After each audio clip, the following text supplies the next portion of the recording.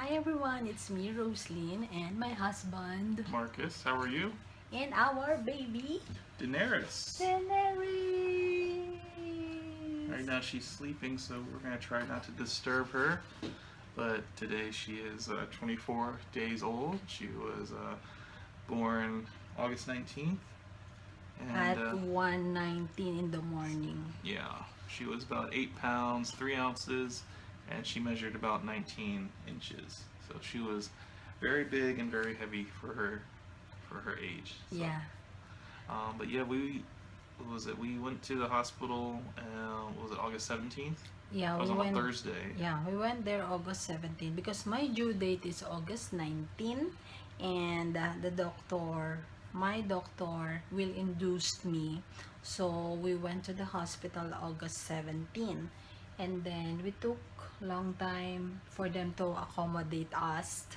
Yeah, probably we got there at 7:30, and they didn't get us into a room until about 10:30. Mm. So after we were in the room, then they said that we would have to wait for a while, and then they would finally come to us to start the induction.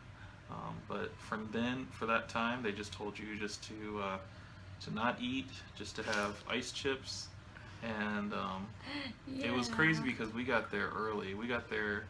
Our appointment was at 8, but we got there at 7:30. We didn't eat beforehand. Yes. We should have eaten beforehand because at least you would have had something in your stomach to tide you over. And Yeah. I'm so hungry. I just eat one biscuit, and then after that, when the nurse told me that I cannot eat, I cannot drink. Oh my god, because when they will start the induction, I cannot eat anything, I cannot drink anything, just the ice chips, chips. yeah. And they said that you know, it's. I mean, if you were to have something to eat, you could have only clears, which were like Jello and like clear juice.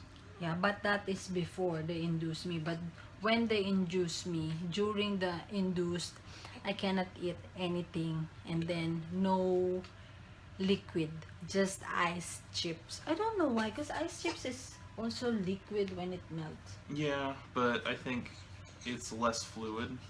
You know, it's like a more controlled amount of fluid that they give you.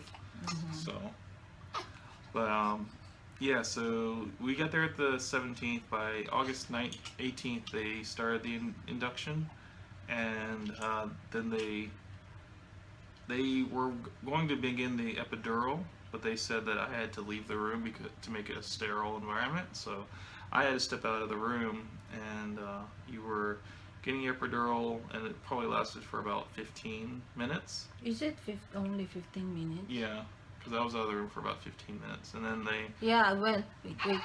I get the epidural because during the induced, I feel the contractions, and it's really painful for me. Every 5 minutes, I feel the contractions, and I told Marcus I cannot handle the pain anymore. So I told him that to tell the nurse and the doctor that I badly needed the epidural. So that's the time we told to the doctor, and then the doctor advised Marcus to step out the room. What Mhm. is the reason why they told Because you? when they were going to do it, they needed to be a sterile environment. So everybody in there had like scrubs on and face masks and stuff. So they didn't want to give me that. So they had me just step out of the room to make it easier to do that. Okay, I have a separate video for my experience during they inject the epidural anesthesia to me. If you want to know, or if you want to have any idea how does it feel, you can watch that video. And then after they give me the epidural, um, the doctor advised me that the induce is not successful because You only dilated to about 4 centimeters, and they needed you to dilate to about 10. And they did everything they could. They waited as long as they could to um, for you to dilate. because And they induced me more than 1 day, right? Because it started 17 to 18.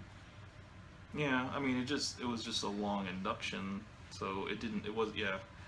But then they even they did the trick where they insert like a device, like a kind of like a balloon into the cervix, and then Oh slowly yeah. inflate it, and then they pull it out. And that was able to get you, I think, to maybe about 6 centimeters, but then it never went beyond that. So that's when they decided that they should do the C-section. By C-section. this time, it was already August 19th. Yeah, and um, the doctor told us that I am only 6 centimeter, and since Daenerys, baby Daenerys is 8 pounds and 3 ounces, even she wanted to push down, she cannot push down because my hips is too small, and also I am only 6 centimeters. Right. So the doctor advised us that I badly needed to have a C-section because there is no other option Right. than the C-section. So we don't have Which was any. not something we wanted to do. It was Yeah. not something that we had planned to do, but then when we realized that was our only option, we kind of had to, suck it up and get in the mindset that, that's how this baby's gonna have to be born, and, it's unfortunate, but, it put a lot of worry into me because I was worried that, there's a lot of risk with C-sections, and, not just with the baby, but with the mother as well. So I was worried, and I was also took comfort that the hospital staff knew what they were doing, and they had done it many times before, and that you were going to be okay, and the baby was going to be okay. So when they get me to go to the delivery room, they took you first, and they took you to the delivery room, and then they told me to wait, and that they would come back for me once they had you all set up. So I was sitting in the room for probably about 10 minutes, and then the lady came back, and she had some scrubs and for me and everything, and a face mask and all that stuff. She told me to go ahead and get dressed and then follow her to the operating room. So I did that, and then once I got in there, they had the blue curtain up, so I couldn't see like what they were doing, below your neckline. Like this is basically, the curtain was like right here, so I could only see your head. So they told me to sit down next to where your head was, and you visibly looked like you were like freezing, like you were cold, And then we were in there for probably about an hour, but within that hour they were able to do the C-section. And as soon as I heard Daenerys crying, the doctor that was sitting with me on your side, he told me I can go ahead and look. So I looked, and I looked at Daenerys first, of course, and I was like, okay, she's got all her fingers, all of her toes and stuff like that, she's crying, that's good. But then I looked down, like below her, and I saw like a big circle with, it's basically like a portal. below her? No, Below. like, okay, say like they're holding it right here. I was looking at here first, but then I looked here, and I saw that there was just a circle. Like, the circle was probably about, I don't know, maybe about 5 to 6 inches in diameter, and it was just like an opening to your guts. Like, all your guts were basically, like, you could see it. It was crazy. But so then they finally took Daenerys out, and I thought I was going to be able to cut the umbilical cord, but because it was a C-section, they said, they just went ahead and did it. So they did that. They brought her over to the little baby warmer and cleaned her up, and after a while they told me I could go over there and see her because she was crying. And So how do you feel when you see Daenerys? I was happy. How did you feel? I was very happy that she was, healthy, and that there was no complications and anything. It was that she was just a perfectly healthy baby.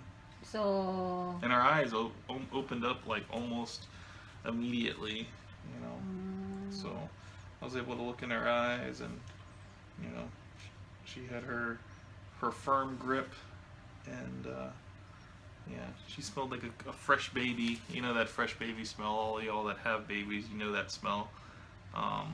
It was that was fine. I was happy that she was healthy. But then my second concern was you, because you know, they were still sewing you up, and then I came over, you know, after they told me, they're like, oh, you can pick her up and stuff. So I picked her up and I brought her over to you where your head was, and you just looked like you were so cold, but your eyes were open, and you know, you were responsive and stuff, and But I told you that I still feel the pain.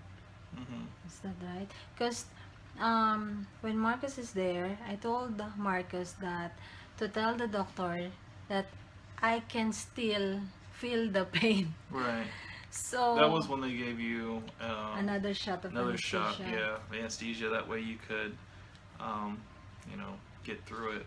But yeah, the lady was sewing you up, and after had finished, she told me, she's like, "What do you think of my work?" And it was literally just a line. Like, I didn't see like any blood or anything like that. It was like completely closed, and I thought she did a really good job. It literally just looked like, you know, like a fold or like a wrinkle on There your is no skin. staple because before there is Yeah, a staple. there was no staples. They basically used like these type of stitches that were they'll kind of dissolve after a while, and you don't have to worry about getting them taken out.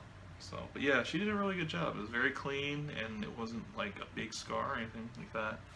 And So are you worried when you see me freezing or? yeah, because I was wondering, I was like, I hope that, you know, it's not so much pain for you that you will, you know, go into shock, or that you'll go into, or you'll have like a asthma attack and stuff. I didn't want any of that to happen, you know. But I at the same time, I knew you were in good hands, and if something did happen, at least you would be, you know, there, and they would be able to take care of you.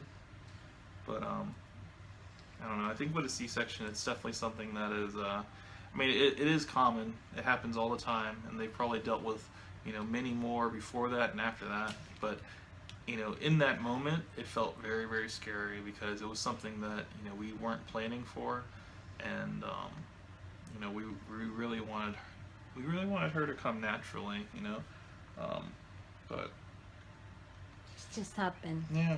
So And supposedly, uh, they need to give me the nearest so that she can feel my heartbeat and my yeah, body. the But skin to skin contact. yeah, skin to skin contact. But when the doctor gave Daenerys to me, I said I cannot hold Daenerys because I'm shaking. Mm-hmm.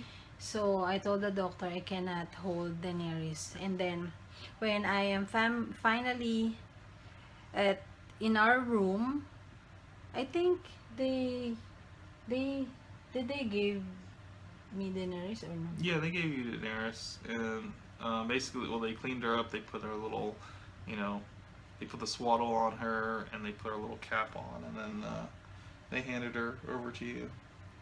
But yeah, they said, you know, they're big on breastfeeding. So, and I know we wanted to do breastfeeding, so they said, you know, try to get her to latch on, and it just felt like, you know, you were still, you know, loopy from the epidural, you know, like it, you know, it was still, it had to wear off a little bit, but I think that they had given you a lot of IV fluid, and that made your legs like Swollen. very, very swollen, and it was very hard for you to move, you know, get up, moving in and out of bed. So I remember, what was it? I want to say after she had we had tried breastfeeding and stuff like that, and then, you know, she was asleep. You were finally asleep, and I remember the nurse came in to check up on you, and I asked her, you know, if when does the IV fluid, when does she need to be off of the IVs? And they said because of the C-section and stuff, you know, you lost a lot of fluid, so they basically have to give you, I think, like 3 or 4 bags of the IV fluid just to replenish it. And I think the fact that you're not like a water drinker, Yeah, it kind of affected it a lot. So, but no, I remember your legs. They were very swollen after the whole ordeal because of all the fluid. and I think it was swollen for like that for how many days after we got home? I think 5 to 7 days. Yeah, it basically was Yeah. hard for you to walk around, Mm-hmm. and Correct. you know, I had to massage your legs and your feet, and it felt like your skin was so tight, you know, like it was just like it was inflated, you know. But yeah, after that though, it was you know, they've returned back to normal, and you know, do you still have pain? Yeah, in the I still afternoon? have pain until now, and I still take the pain medicine because it's so hard to bend, to walk. I can still feel the pain, but it's mild now compare before. So that's our story. That's our story. But we are very happy because our baby is here, Yeah, nice and healthy. healthy, yes.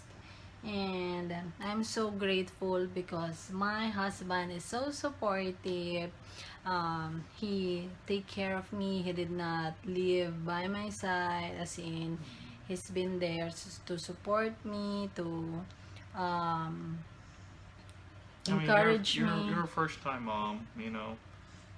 It's definitely something that I know it's very important, you know, for you to have your support, because you know you're dealing with a lot of brand new changes and Correct. a lot of emotional states, and And I don't have my family here. right, Yeah, so right. I'm so grateful that Marcus is here beside me and she never leave me. Mhm. So Well, thank you, hon. you're welcome. I mean, I'm gonna be here for both of you, and you know, she needs both of us, you know, to be strong and be healthy. So. Yeah, so now Daenerys is 24 days old and I think her height is like 21 inches now.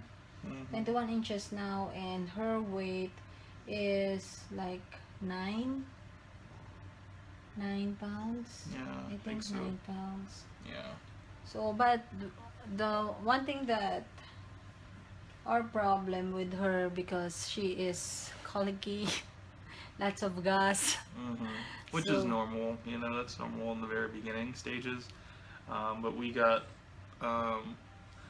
bottles that, you know, reduce colic, and yeah, she's fine. and we also change her milk formula.